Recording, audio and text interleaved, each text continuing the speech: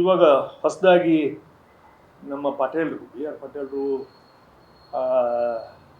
ಮನೆ ವಿಚಾರಗಳಲ್ಲಿ ಮತ್ತು ಅದೇ ರೀತಿಯಲ್ಲಿ ಶ್ರೀಯುತ ಎಚ್ ಕೆ ಪಾಟೀಲ್ರವರು ಮೈನಿಂಗ್ಸ್ ವಿಚಾರದಲ್ಲಿ ಎರಡನ್ನೂ ಕೂಡ ಕರ್ನಾಟಕ ರಾಜ್ಯ ಸರ್ಕಾರ ಯಾವ ದಿಕ್ಕಿನಲ್ಲಿ ನಡೀತಾ ಇದೆ ಮತ್ತು ಹಾದಿ ತಪ್ಪಿರ್ತಕ್ಕಂಥದ್ದು 2 ವರ್ಷದಲ್ಲಿ ಇದು ಪೂರ್ಣ ಪ್ರಮಾಣವಾಗಿ ಡಿರೇಲ್ ಆಗಿದೆ ಅಂತಕ್ಕಂಥದ್ದನ್ನು ಸಾಬೀತುಪಡಿಸ್ತಾ ಇದೆ. ಯಾಕೆ ಆರ್ಥಿಕ ಪರಿಸ್ಥಿತಿ ಅಂತೂ ನಾವು ತುಂಬ ಕುಸಿದೋಗಿದ್ವಿ. ಗ್ರಾಮ ಪಂಚಾಯತಿಗಳಿಗೆ ಇವತ್ತು ಕೂಡ ಎಲ್ಲೂ ಕೂಡ ಒಂದು ನ್ಯಾಯಪೇಶನೂ ಕೂಡ ಕೊಡಲಿಲ್ಲ. ಗುಂಡಿ ಮುಚ್ಚತಕ್ಕಂಥ ಕೆಲಸಗಳನ್ನ ಮಾಡಲಿಲ್ಲ.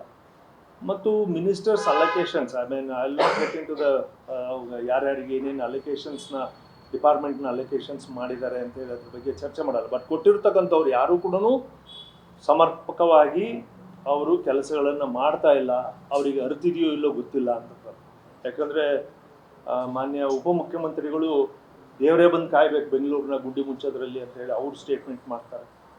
ಮತ್ತು ಎಜುಕೇಷನ್ ಡಿಪಾರ್ಟ್ಮೆಂಟ್ ಅಂತೂ ಅದು ಯರಾಬೇರಿ ಎಲ್ಲೆಲ್ಲೋ ಹೋಗಿ ನಿಂತಿದೆ.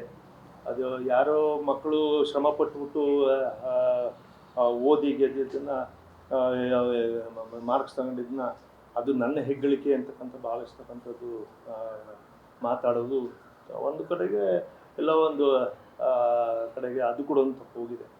ಮತ್ತು PWD ಡಿಪಾರ್ಟ್ಮೆಂಟ್, ನೀರಾವರಿ ಡಿಪಾರ್ಟ್ಮೆಂಟ್ ಅಂತೂ ಕ್ಲಿಯರೆನ್ಸ್ಗಳನ್ನ ಇವತ್ತಿನವರೆಗೂ ತಗೊಂಡಿಲ್ಲ, ರೈಲ್ವೇಸ್ನಲ್ಲೇ ತಗೊಂಡಿಲ್ಲ. ಮತ್ತು ಮೇಜರ್ ಆಗಿ ಯಾವ ಡಿಪಾರ್ಟ್ಮೆಂಟ್ಸು ಕೂಡ ಎಲ್ಲಿಂದ ಹಣ ತರಬೇಕು, ನಾವು ಹೇಗೆ ಇದು ಮಾಡಬೇಕು ಅನ್ನೋದ್ರಲ್ಲಿ ಸೋತಿದೆ ಅಂತೇಳಿ ನಾನು ಭಾವಿಸ್ತೇನೆ. ಸೊ 2 ವರ್ಷ ಇವಾಗ ಅವರು ನಡ್ಕೊಂಬಂದಿರ್ತಕ್ಕಂಥ ಹಾದಿ ಸಾಧನಾ ಸಮಾವೇಶವನ್ನು ಮಾಡ್ತೀವಿ, ಮತ್ತೊಂದು ಮಾಡ್ತೀವಿ ಅಂದರೆ ಇವ್ರದ್ದು ಪೂರ್ಣ ಹಗರಣಗಳೇ ಸಾಧನೆಗಳು ಆಗಿದ್ದಾವೆ ಅಂತೇಳಿ ನಾನು ಭಾವಿಸ್ತೇನೆ.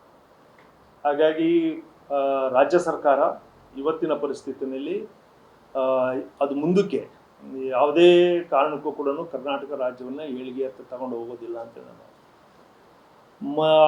ಒಂದು ಸಂತಸದ ಸುದ್ದಿ ಅಂದರೆ ನಮಗೆ ಒಂದು ಸ್ವಲ್ಪ ಅಲ್ಲಿ ಇಲ್ಲಿ ನಮಗೆ ನಮ್ಮ ಡ್ಯಾಮ್ಗಳು, ನಮ್ಮ ಜಲಾಶಯಗಳೆಲ್ಲವೂ ಕೂಡ ಮೊದಲನೇ ಹಂತದಲ್ಲಿ ಒಳ್ಳೆ ಮಳೆ ಬಂದ್ಬಿಟ್ಟು ಒಂದು ಸ್ವಲ್ಪ ನೀರನ್ನು ತುಂಬ್ಕೊಳ್ತಕ್ಕಂಥ ಕೆಲಸಗಳನ್ನು ಮಾಡಿದ್ದಾವೆ. ಒಂಥರ ಅಲ್ಲಿ ಸಂತೋಷ ಕಂಡ್ರೂ ಕೂಡ ರೈತರೆಲ್ಲರೂ ಕೂಡ ಸಂಕಷ್ಟದಲ್ಲಿದ್ದಾರೆ. ಯಾಕಂದರೆ ಮುಂಗಾರು ಒಂದು ವಾರ 10 ದಿನ ಮುಂಚೆ ಬಂದಿದ್ದ ಕೊಯ್ಲುಗಳು, ಬೇಸಿಗೆ ಕೊಯ್ಲುಗಳು ಎಲ್ಲವೂ ಕೂಡ ಸಿಗಾಕೊಂಡ್ವು. ಆಮೇಲೆ ಮಾವು ಎಲ್ಲವೂ ಕೂಡ ಸಿಗಾಕೊಂಡಿತು. ಬೆಳೆಗಳೆಲ್ಲವೂ ಕೂಡ ಇದು ತನ್ನ ಬೆಲೆಗಳನ್ನು ಕಳ್ಕೊಂಡಿದೆ. ಹಾಗಾಗಿ ರೈತ ಸಂಕಷ್ಟದಲ್ಲಿದ್ದಾರೆ. ಹಾಗಾಗಿ ಅವನ ಪರವಾಗಿ ನಿಲ್ತಕ್ಕಂಥ ಅವಶ್ಯಕತೆಗಳು ಕೂಡ ಇದ್ದಾವೆ ಅಂತೇಳಿ ನಾನು ಭಾವಿಸ್ತೇನೆ.